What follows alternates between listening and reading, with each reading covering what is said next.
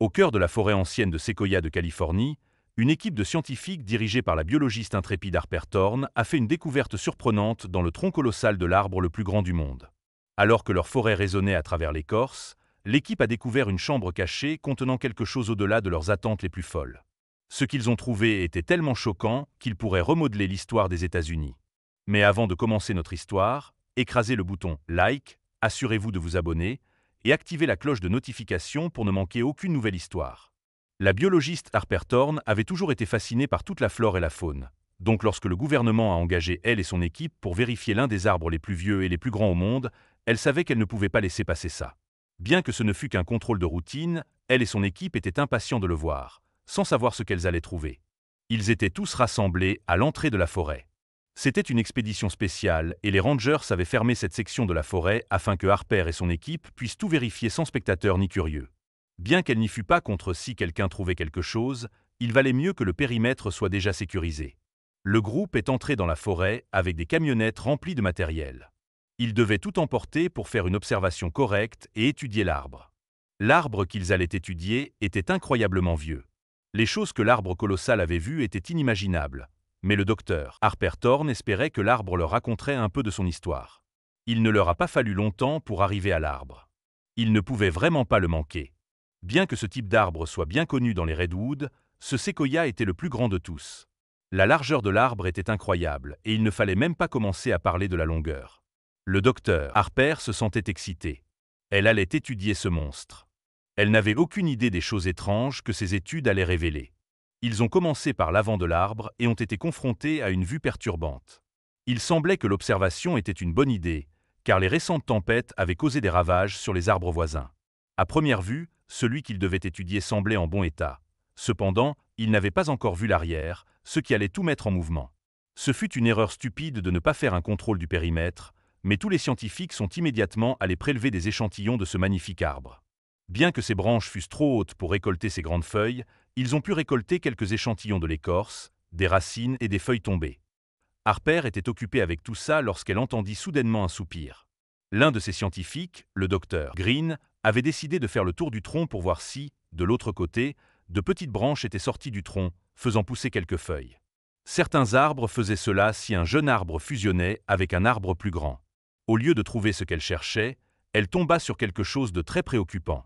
Green appela immédiatement le docteur Harper Thorne, qui se rendit curieusement à l'arrière de l'arbre. Dès qu'elle arriva, un souffle coupé s'échappa de sa gorge. Elle jura en voyant la large entaille dans le tronc. Cela devait être à cause de la tempête. Des arbres autour du séquoia étaient tombés tout autour. Quelque chose devait vraiment s'être passé ici. Elle tenta de réfléchir à la catastrophe qui avait eu lieu. Est-ce que la tempête avait été si violente qu'elle aurait pu endommager cet arbre ou même le détruire? Un arbre qui avait tenu pendant des milliers d'années? Harper ne pouvait y croire. Ce ne pouvait pas simplement être à cause d'une tempête. Elle savait qu'il devait y avoir une autre raison, une raison qui allait vraiment la choquer. Elle rassembla rapidement ses collègues du côté beaucoup moins perturbé de l'arbre. Lorsqu'ils arrivèrent près de l'entaille, la plupart d'entre eux eurent une prise de souffle aigu. Tout le monde craignait pour la santé de l'arbre. Ils devaient réparer cet arbre, sinon il pourrait bientôt tomber et ne plus être.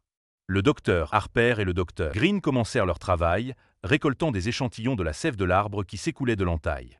Ils devaient s'assurer que l'arbre était toujours en bonne santé et qu'il pouvait continuer à grandir.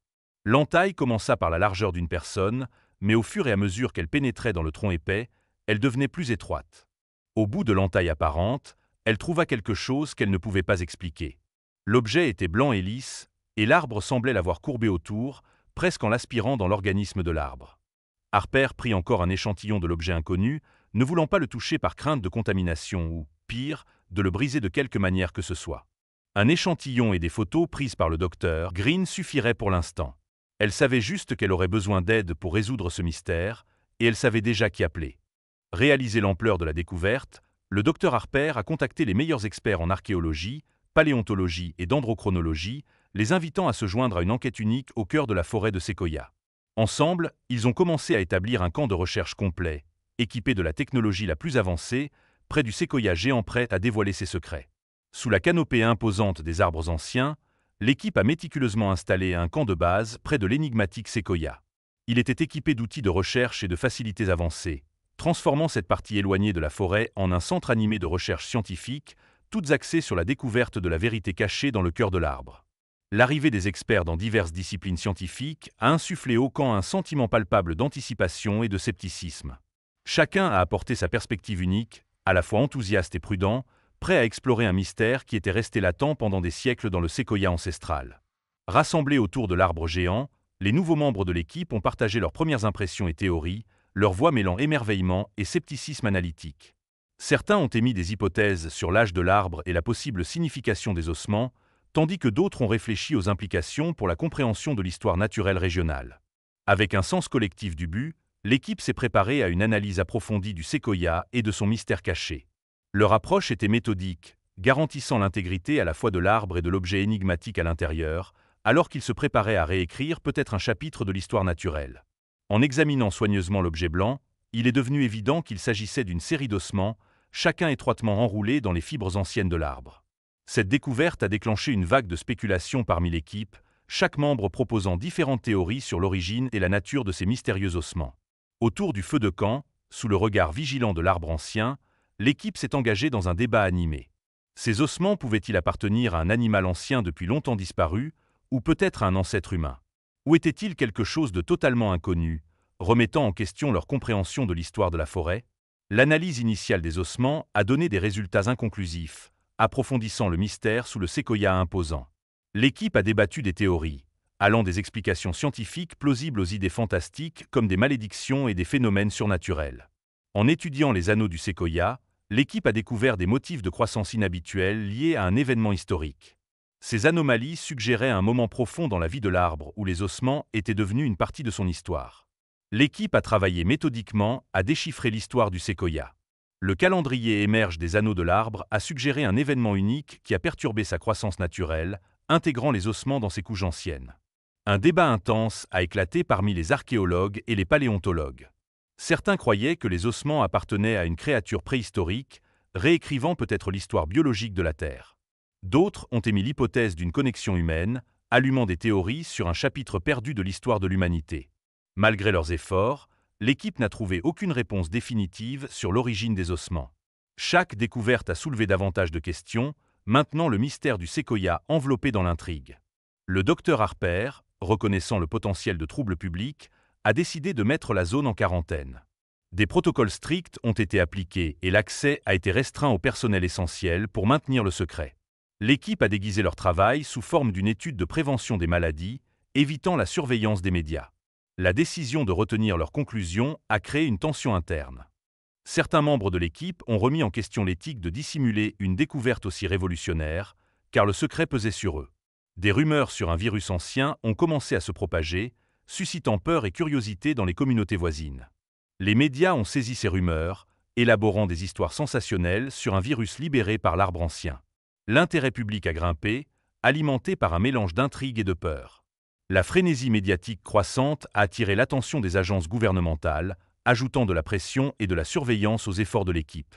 Le camp de recherche isolé est devenu un point focal pour les enquêtes, alors que l'équipe luttait pour protéger sa découverte tout en jonglant avec les exigences externes.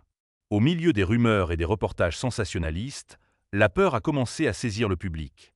L'idée d'un virus ancien émergeant d'un arbre centenaire a alimenté les spéculations. Des groupes environnementaux ont exprimé des préoccupations concernant les risques potentiels de perturber l'écosystème forestier fragile, craignant que les actions de l'équipe ne causent des dommages irréversibles. La datation au radiocarbone a révélé l'antiquité étonnante des ossements, bien que leur origine précise soit restée un mystère. Cette révélation a ajouté à l'énigme, approfondissant l'intrigue autour de l'histoire cachée du séquoia. L'équipe était confrontée à un dilemme moral. Fallait-il extraire les os pour de nouvelles études ou préserver l'arbre ancien qui avait protégé ses reliques pendant des siècles? Certains ont soutenu que la protection de l'intégrité du séquoia l'emportait sur tout gain scientifique potentiel, le considérant comme un monument vivant de l'histoire. Cette division a provoqué des frictions parmi les membres de l'équipe alors qu'ils luttaient pour réconcilier leur engagement envers la découverte scientifique avec leur responsabilité de préserver l'arbre. La tension a souligné la difficulté de concilier progrès et respect de la nature. Alors que les rumeurs et les peurs s'intensifiaient, le docteur Harper a décidé qu'il était temps de se rendre public. Elle croyait que la transparence était le seul moyen de dissiper les mythes et de fournir des éclaircissements. L'équipe a travaillé minutieusement pour préparer une conférence de presse, visant à communiquer leurs découvertes avec précision et intégrité. Lors de la conférence de presse tenue à l'ombre du séquoia ancien, le Dr Harper et son équipe ont pris la parole devant les médias. Ils ont expliqué les origines préhistoriques des ossements et rejeté les rumeurs sur un virus, en soulignant l'importance scientifique de leur découverte tout en apaisant les peurs du public. L'annonce a suscité des réactions partagées. Beaucoup ont été soulagés d'apprendre qu'il n'y avait pas de virus, tandis que d'autres étaient captivés par les implications de la découverte pour l'histoire naturelle. Certains, cependant, sont restés sceptiques, remettant en question l'impact plus large de l'enquête. Après une analyse approfondie, l'équipe a fait une découverte révolutionnaire. Les os appartenaient à une espèce préhistorique inconnue. Cette révélation a envoyé des ondes de choc dans la communauté scientifique, soulevant autant de questions qu'elle en résolvait et ouvrant de nouvelles voies de recherche. La découverte suggérait que soit le séquoia était beaucoup plus ancien que ce que l'on pensait, soit certaines créatures préhistoriques avaient survécu plus longtemps que prévu.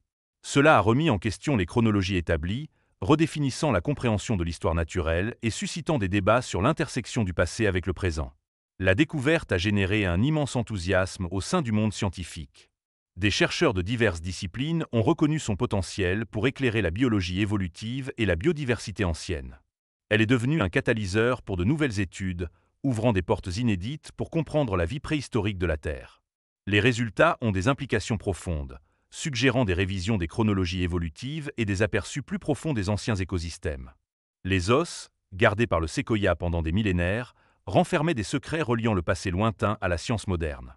Cette découverte n'était pas seulement un aperçu de l'histoire, mais un appel à découvrir de nouvelles vérités, redéfinissant la compréhension de l'humanité du monde naturel et de ses histoires inconnues.